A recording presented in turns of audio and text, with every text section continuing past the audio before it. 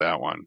And it seems like I think a lot of agents, because it got slower, they're not working as hard, which means they're not understanding the market as well, which then inherently gives me an edge because when they meet with a seller, they might be giving them an inflated number, whereas I'm giving them a real number.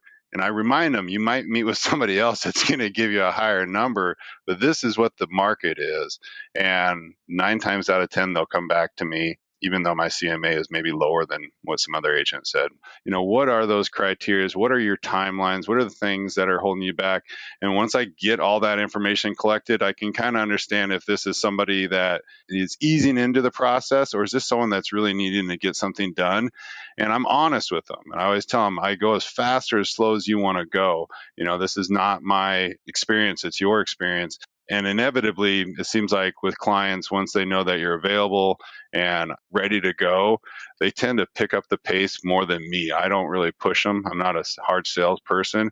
And the other thing I always like to remind people is, don't ever feel like you're wasting my time, because if something's holding them back, maybe from putting their house on the market or making an offer, knowing that that line of communication is always open with me, I think helps speed up the process too. Sure. When I meet with people, I think that kind of just inherently comes out how passionate I am about what real estate can do for you, because it's been really impactful for my wife and I. Our first house allowed us to, when we sold it, to pay off all our debt. So we were able to be free and clear. And so it creates these avenues for you to really catapult yourself up.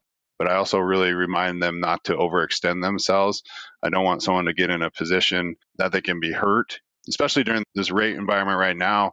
I tell people, in my personal opinion, don't bank on a refi. I don't want you buying this home assuming you can refi, because I don't want you calling me and there's a hardship down the line. I want you to be very, very comfortable with this payment is, because my crystal ball is broken, is what I told them. I don't know what's going to happen.